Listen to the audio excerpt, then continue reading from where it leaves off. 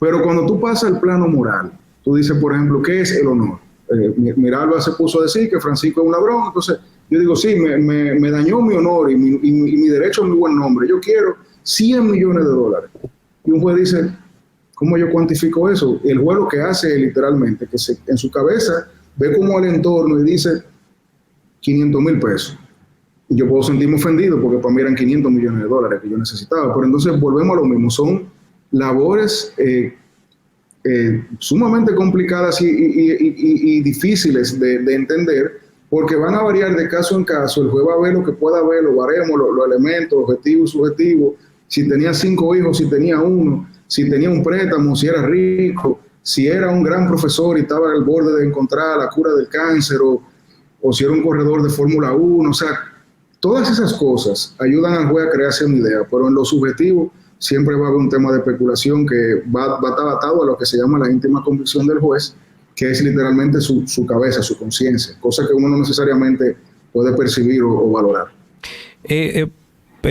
Como hay ciudadanos de Estados Unidos involucrados en esto, porque hay 2 ciudadanos estadounidenses, son de Puerto Rico, pero son estadounidenses, ¿podría esto ser de gobierno a gobierno? Es decir, el gobierno de Estados Unidos pedir una responsabilidad a través de su embajada aquí en República Dominicana, y si hay precedentes sobre eso.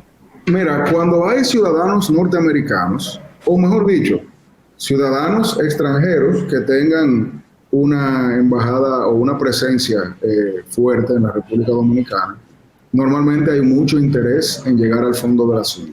Yo he estado involucrado en casos, por ejemplo, donde está la embajada española o la norteamericana involucrada, porque su ciudadano salió lesionado y ellos constantemente realizan indagatorias, a veces incluso apoderan abogados para que supervisen o investiguen lo que pudiera estar sucediendo. Y por eso yo creo que, ¿qué pasa? En la sociedad nosotros decimos, ay, el Estado se va a salir con la suya, nadie va a salir responsable y todo eso se va a quedar en el aire. Mi respuesta a ese tipo de razonamiento, quizás acertado pero pesimista, es que cuando hay algún tipo de embajada como la norteamericana vinculada, yo creo que en eso los gringos normalmente no se dejan seducir por esas tramas procesales que normalmente se logran imponer entre una persona. Pero Francisco, es que estamos hablando de una muerte en la cual un ciudadano estadounidense, producto de una falla estructural, ya sea por drenaje o de diseño, o de lo que sea, lo que fuere, o sea, vamos a conjugar todas las variables, pero estamos hablando de una muerte no por un delincuente que le dio un tiro, no por digamos por un accidente de tránsito, estamos hablando que por el paso a desnivel que esa persona pasó, se derrumbó, o sea, se cayó arriba de un carro, porque había una serie de cosas, o sea, no fue un accidente de tránsito. Eso, aunque se puede catalogar como un accidente también, pero era algo que quizás, mira, no sé ni cómo preguntarte eso, pero no es una muerte común, o sea, no es una muerte por un disparo, que se enfermó aquí con un asunto, o sea, estamos hablando de algo diferente. Sí, yo eso lo entiendo. Lo que pasa es que para tú tener conflictos de derecho internacional entre estados y estados, tienen que ser temas entre estados y estados. En este caso, si por ejemplo, Dios no lo quiera, yo viajo a Estados Unidos y me choca un camión de la basura y me rompe una pierna, el gobierno dominicano no es que va a demandar al gobierno norteamericano, sino que yo, Francisco, tendría mi acción en caso de que la quiera ejercer en contra de ese estado. Lo que sí hacen los estados es apoyar a sus ciudadanos con recursos, obviamente hasta como una presión, porque no es lo mismo un juez que esté fallando un caso y sepa que la embajada está dándole seguimiento cercano, o sea, que no puede, entre comillas, tener cierto rejuego. La misma prensa tiende a tratar esos casos con un poco más de cuidado, porque normalmente son los norteamericanos, que sabemos que de una forma u otra presentan una imposición sutil.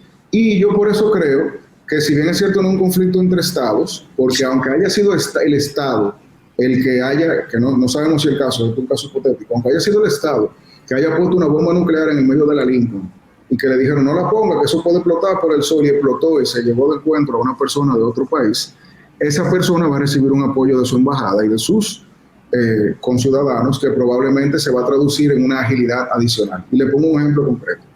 Si la embajada hace investigaciones paralelas, contrata técnicos, si la embajada contrata abogados para que a ese ciudadano o a sus familiares le destilen los hallazgos de ese elemento técnico estructural vamos a decir, en un lenguaje jurídico, para que ellos tengan las herramientas, y además de eso le ofrecen movimiento, le ofrecen apoyo, le ofrecen pasaje, lo que sea, tú estás facilitando el acceso a la justicia, que es lo que normalmente un ciudadano que no vive aquí y que no quiere quizá volver, porque no quiere volver a este país luego de lo que pasó, tiene que hacer. Entonces, la respuesta es esa. La embajada y el Estado dan un apoyo multitudinario y multidisciplinario, pero no necesariamente se puede involucrar en el tribunal como tal. Por eso yo pienso que va a ser un caso interesante si llega a los tribunales, porque vamos a tener quizá uno de los pocos casos donde se haga un estudio real de responsabilidad patrimonial del Estado y una discusión de nivel, porque ustedes van a ver que el Estado va a buscar muy buenos abogados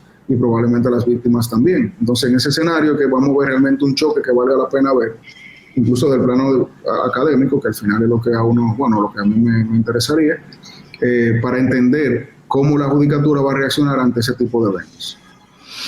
Bueno, pues gracias mil, Francisco, por arrojar luz. Sí. Un asuntico, Miralba, disculpa. Ahorita hablamos del pudor y todo eso.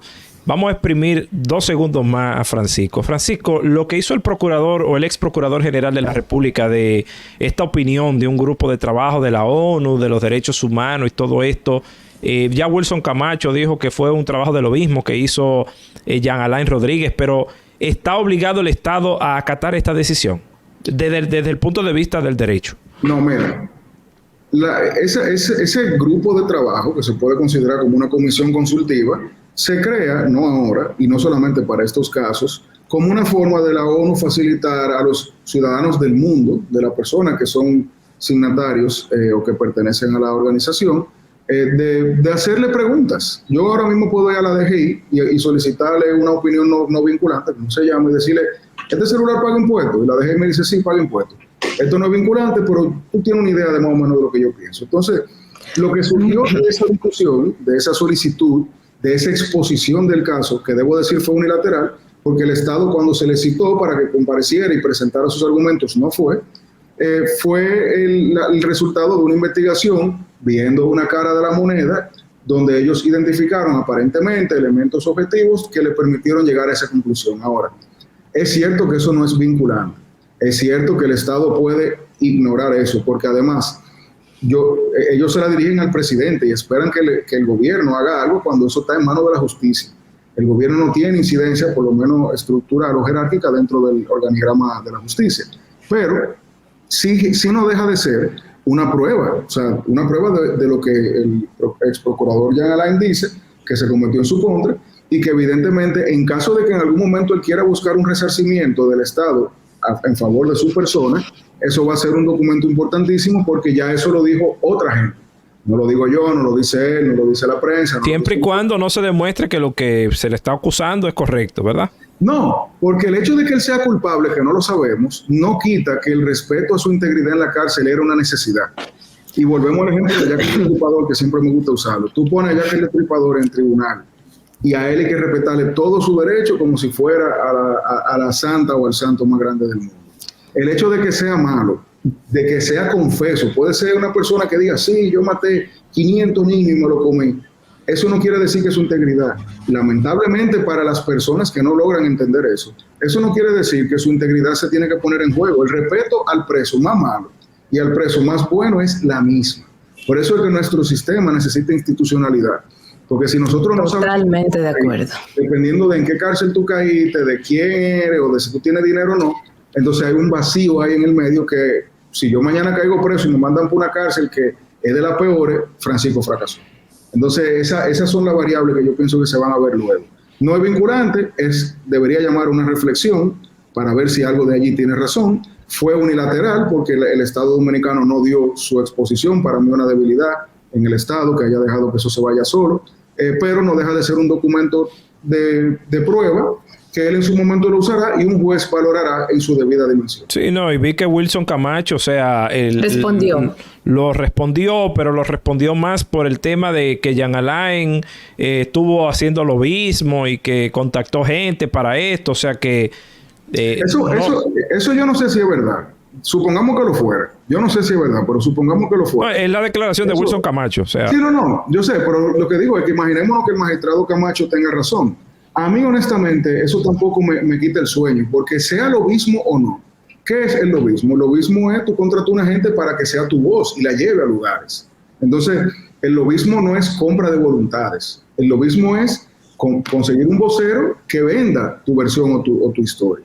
Entonces, si esto fue producto del lobismo, a mí honestamente yo no siento que eso le reste si lo que se dice allí es cierto, que no lo sé.